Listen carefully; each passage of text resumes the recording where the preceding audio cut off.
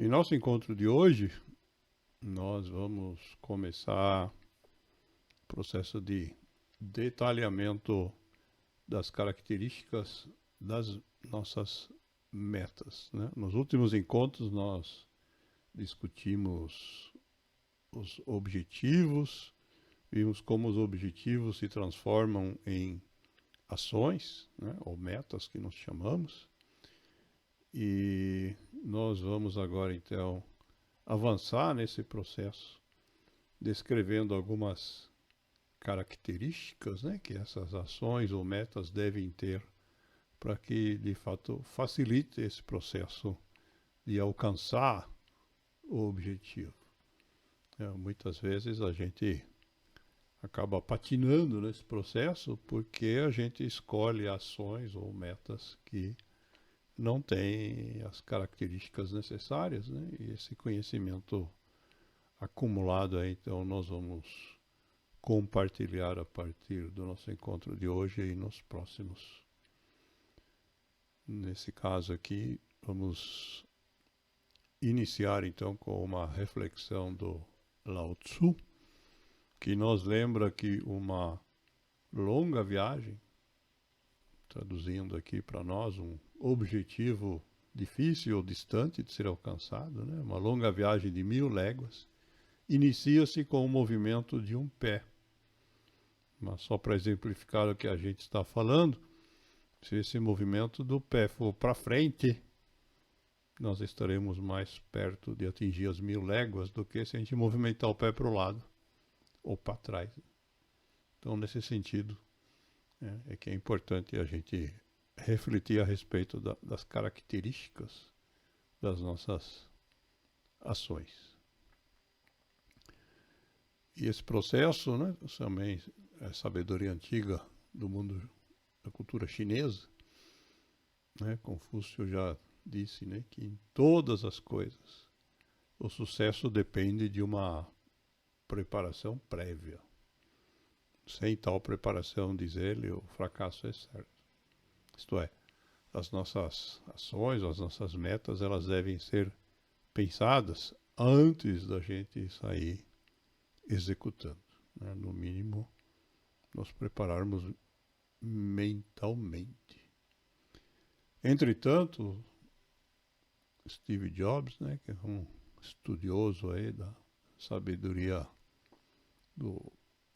das culturas orientais, né, além de tudo que ele fez no mundo da tecnologia, nos lembra que a meta não é o pensamento, né? A gente usa o pensamento nesse processo de definição das nossas metas, mas a meta é apenas um limite humano, né? No sentido de que a meta é uma forma da gente saber até onde que nós vamos chegar nesse período de tempo que a gente aloca para concretizar a nossa ação, né? A meta é de fato a ação.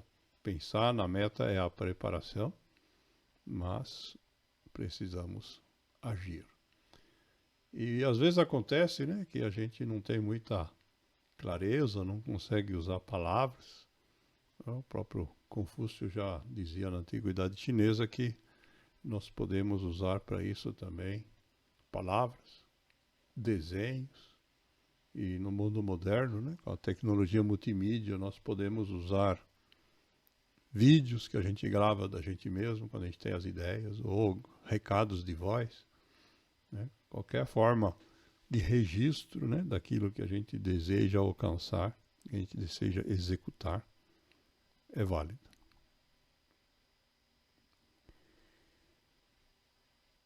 Outro ponto importante a ser lembrado, né, é que a gente não tem que apostar, né? Tem pessoas que dizem que precisam de sorte na vida para fazer as coisas acontecer. Mas o Churchill, né, que foi o primeiro-ministro britânico durante a Segunda Guerra Mundial, diz que a sorte não existe.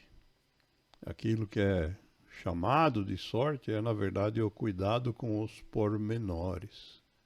Os pormenores, né, essa palavra sinônimo de detalhes, né, das coisas pequenas que estão envolvidas no processo. E esse cuidado com os detalhes, né, faz parte também da sabedoria popular, né, quando diz que o diabo mora nos detalhes. No fundo, estão referindo à mesma questão. Outra questão importante, e que é uma atitude que pessoas que têm poucas ferramentas acabam fazendo, é tratar todas as questões da mesma forma.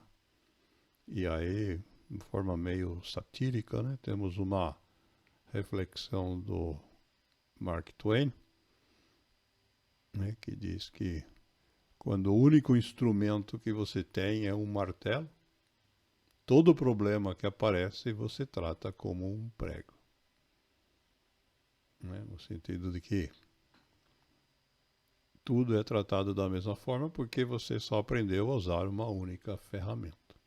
A gente precisa, né, se quiser aí fazer analogia com os marceneiros bons usam martelos para colocar pregos e fixar madeiras, mas também usam parafusos, chaves de fenda, serras e outras ferramentas.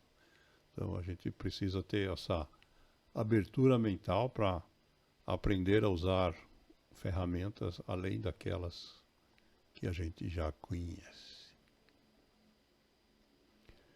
Essa questão do cuidado com os pequenos detalhes também é citada pelo Augusto Cury, né, que diz que os que desprezam os pequenos acontecimentos nunca farão grandes descobertas. Né, isso vale então não só para os detalhes das ações, né, mas para os acontecimentos. Às vezes acontecem pequenas coisas no dia a dia e a gente acaba não dando atenção a elas, mas é nos detalhes dessas pequenas coisas que aparecem ideias que nos permitem, de fato, fazer, como diz ele, grandes descobertas. Pequenos momentos, diz ele, mudam grandes rotas. Né? Às vezes os caminhos mais longos são mudados porque num determinado instante, ao longo do caminho, a gente percebe alguma coisa muito pequena, mas que é um sinal que tem um jeito melhor de fazer aquilo que a gente está fazendo. Esse mesmo cuidado, né, de observar, então, aquilo que normalmente se chama de pequeno, diz o Augusto Cury, é o ponto de onde surgem as grandes ideias. Né? A gente deve ficar sempre atento a todos os detalhes, porque é ali que vai surgir a inspiração. Não adianta achar que eu só vou mudar, só vou agir quando eu tiver algo importante acontecendo. Né? Todo dia acontecem coisas pequenas e é ali que mora, de fato, a inspiração para as grandes ideias. Precisamos é da capacidade de observação, né? Prestar atenção, viver conscientemente, atento a tudo que se passa. Essa mesma questão faz parte aí de várias filosofias de vida orientais também, mas o Dale Carnegie não tem nada de oriental, também fala disso. Então é um fato, conhecimento aí, digamos, multicultural. Ele pergunta como, quando e onde, né, se referindo aí à execução das nossas metas. E diz ele, a resposta é todas as vezes e em toda parte. Né? Saber como que a gente vai fazer as coisas, quando vai fazer e aonde vai fazer. É parte desse cuidado que a gente tem que ter com os pequenos detalhes, todas as vezes, e em todo momento, e em todo lugar.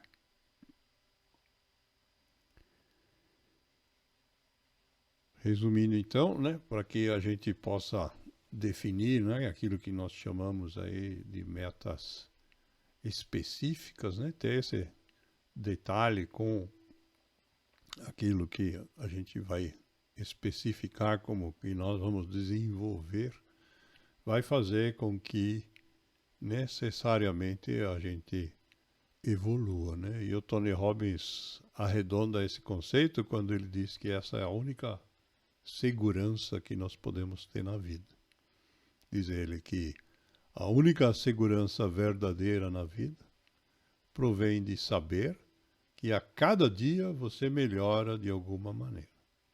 Nesse processo de aprendizado, né, de como lidar com as nossas ações, levando em conta todos esses conselhos que não são novos, é que de fato aparece então a nossa sensação de segurança, né, pela nossa capacidade então de aprendizado e evolução.